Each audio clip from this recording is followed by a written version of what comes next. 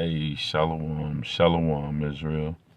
Before I get started, as always, I'm going to give all praises, honor, and glory unto Yahweh, Bahashem Yahweh Shai, Bahashem Wa'arak Kodash. Double honors to the elder apostles of Great Millstone, the men who ruled very well over Israel, and also happen to be the same men that taught us this truth. And peace, blessings, and salutations to the Akim that are pushing this word throughout the four corners of the round earth in faith, love, truth, sincerity, and in diligence. And to those sisters that are listening and learning, and to those that support the ministry, hey, shalom. This is the brother Yakana from the GMS Houston camp coming back with another installment of GMS Practicals.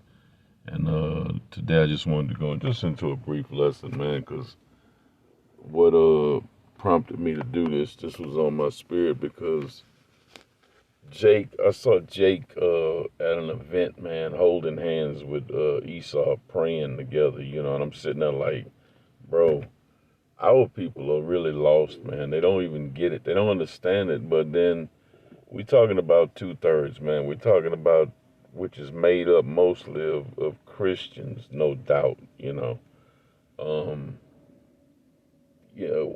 just trying their level best to include this demon, this wicked man, Esau Edom, the so-called white man. But this ain't for them, you sitting there with him and Moab and all these other nations, man. The Most High is not dealing with those nations. But, our people just don't know that, man.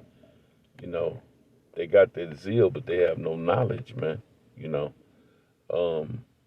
But the covenant was made with Israel, man. And the blessings are going to Israel and Israel alone. So-called blacks, Latinos, and Native Americans, man. That doesn't include the other nations, man. Just Israel. And the scripture bears witness to that, man. Because, I'll bring the scriptures out, and there was something else that I wanted to touch on that. Let me grab that too while I'm at it. Well, I know the scripture. Oh yeah, okay. I'll get it. I'm gonna go ahead and bring this out, man. This is Psalms 147, and start at verse 19. It says, "He sheweth his word unto Jacob, his statutes and his judgments unto Israel. He hath not dealt so with any nation, and as far as his judgments, they have not known them. Praise ye the Lord." So this is clearly saying, man, that, he showed all his word to Jacob, man, to Israel, he's not dealt so in verse 21. In verse 20, so like it says, he had not dealt so with any nation. So where in the hell do these other nations, what do you think, if you reading this, what would make you think that the other nations are included in these blessings, man? They're not. The other nations, the Most High doesn't care about these other nations, man. And this is evident in the scriptures, but when you talk to these people, they think somehow Esau can be grafted in, because every camp, I'm sure, can bear witness to the fact that you've been on the block teaching, and Jake will come up and look at the tribe sign. They'll look at the staff, and the first thing they'll say is, "Where's the white man?" Who cares? He's on the back where he belongs. He's not in this, man. He's not one of the 12 tribes. There's no tribe, one of the 12 tribes for Esau. It's just not, man. It says he had not dealt so with any other nation, man. So Esau, Edom, Moab, Ammon, all these others, man. The Most High is not dealing with them, man. As a matter of fact, let me jump over here to this. This is 2nd Ezra 6 and 56. And it reads, As for the other people which also come from Adam, because we all come from Adam, thou hast said that they are nothing. Now that's the Most High speaking. But see, this is another reason why they took the Apocrypha out of Jake talking about. I read the Bible. I believe in the 66 books. I don't believe in that other state Apocrypha. All that. The Apocrypha is part of the scriptures. The Bible Destruction Group took the Apocrypha out of the Bible, and they had a good reason, because the Apocrypha is plain and simple, man. It goes straight to the point. It goes to the jugular, so to speak. It says, as for the other people which also come from Adam, thou hast said that they are nothing, but be like unto spittle. You know how when you pronounce certain words like punk, pussy, please, or whatever, and that's basically how that goes. Only punk pussy's big. Punk pussies, punk niggas beg for pussy saying please. I'll get that out. I couldn't put that together the way it came out. But but when you saying those words, like some spit might come out of your mouth, that's spittle. And that's what the Most High considers these other nations as, like unto spittle. It's nothing. I mean, when the Most High, Yahweh by Hashem, Yahweh Shai, calls you spittle, you ain't shit to him, man. Because I ain't never seen nobody say, please, man, and some spittle come out and they, oh, shit, let me get that. Let me pick that up. It went on the ground. I got to find it. It's important to me. It's not, It says, but be like unto spittle, and has likened the abundance of them unto a drop that falleth from a vessel. And brothers have used that illustration. I know with me, growing up on the farm, I used to carry buckets of water, 5-gallon buckets of water, to go feed the hogs and shit like that, And you got a long pole, and you put like 2 5-gallon buckets on each end to balance it, and you, like you're doing squats, you put it on your shoulders and you carry it out there. However much you need, you could either go with 1 bucket. But when you walking, the water sloshing around in the bucket, because I'd fill it up to the rim. And I'm sure damn near half a cup fell out, But even with half a cup, I'm not going back to pick up a half a cup of water. That don't mean nothing, man. That's absolutely nothing. But this says, he has likened the abundance of them unto a drop that falleth from it. 1 drop. Now, if I didn't give a damn, and I'm in the flesh, about spilling water, which amounted to probably a cup, or maybe even a little more, the Most High likens these other nations unto 1 drop. If I ain't going back for a cup of water, how much more insignificant is 1 drop? You see, these scriptures let these other nations know how the Most High feels about them, man. What he thinks of them. And it ain't highly. He doesn't care about them. 1 drop. If you liken an entire nation unto a drop of water that's falling from a vessel, man, that lets you know you less than 0, man. Unto a drop that falleth from a vessel, man. So how do you get that? If you were the drop of water to the Most High that fell out of a vessel of water, a whole vessel, again, you nothing, man.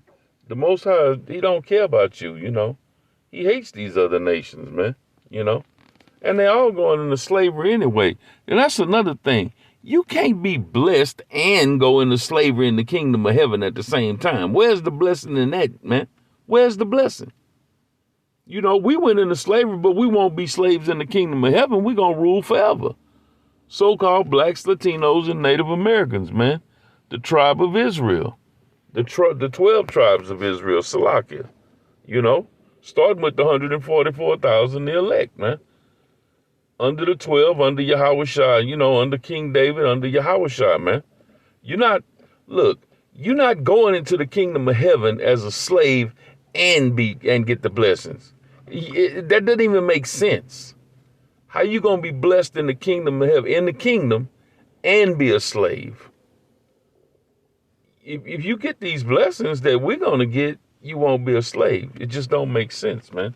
You know, and they said, well, when Jesus got on the cross, that changed. That's a lie, because Malachi 3:6, what does it say? It says, I am the Lord, I changeth not.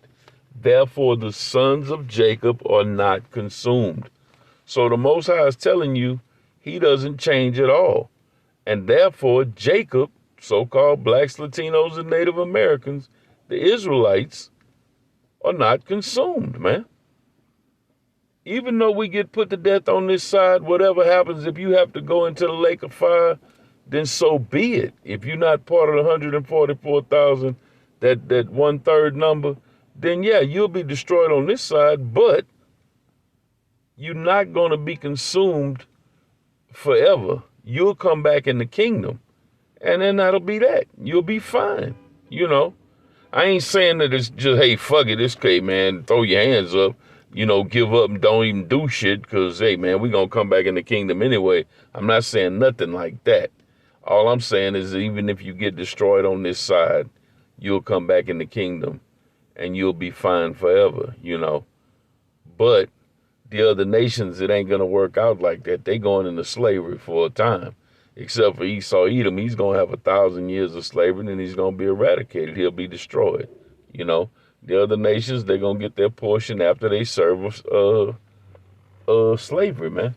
That's just the way it is, you know. But what do you expect when somebody's worth a drop of water in a bucket, man? But, you know, they say, well, when Jesus got on the cross, but again, Malachi says that the Most High doesn't change, man. You know, well, that was Old Testament. Well, let's go to the New Testament. Hebrews 11:8. What does that say? Yahweh Shah HaMashiach, the same yesterday, today, and forevermore. So his dying on the cross didn't graft the other nations in when Yahweh Shah was crucified. Nor does the scripture even say that it does. And he never changes either. The same yesterday, today, and forevermore. And are they in agreement? Of course they are. Amos 3:3. Can two walk together lest they be in agreement? Of course not. You know. But just real quick, I'll go ahead and read this, and I'll end it with this. This is Jeremiah 30 and verse 16. This is one of my favorites, by the way. It says, therefore all they that devour thee shall be devoured, and all thine adversaries, every one of them, shall go into captivity, and they that spoil thee shall be a spoil, and all that prey upon thee will I give for a prey. So all the other nations are going into slavery. All y'all that devoured us, the nation of Israel, the so-called blacks, Latinos, and Native Americans, you're going to be devoured, man. And we've been watching a lot of documentaries down here in Houston over the last few days because, as you know, the elder Apostle Rakar is down here, man. And we've been going, hey, man, it's been some heated brothers down here. Not that we weren't heated. You know, Ecclesiastes 7:7 says, surely oppression maketh a wise man mad, and a gift destroyeth the heart. But the more we learn about about Gad, what happened to our people, man, the madder we get, man. You know, it ain't just Judah. See, when you learn about what the atrocities were against all the tribes, you get madder and madder, man. So, you know, it's like Esau, man, you got a heavy ass tab to pay, man. You know, and we found out today, the elder brother Atazari and I, through the Spirit, talking with Elder Apostle Rakar, that we Reubenites. We thought we were Judites, but we're Reuben. Actually, we thought we were Ephraim, but through the Spirit. And then we looked at family photos of his people and our families, and it's like, man, we all damn near look like, man, that's my uncle. Man, you look like my cousin. Man, my grandfather look exactly like your grandfather. You know that. So through the Spirit, you know, as the apostle said, man, y'all are Reuben, bro, and we believe that, you know.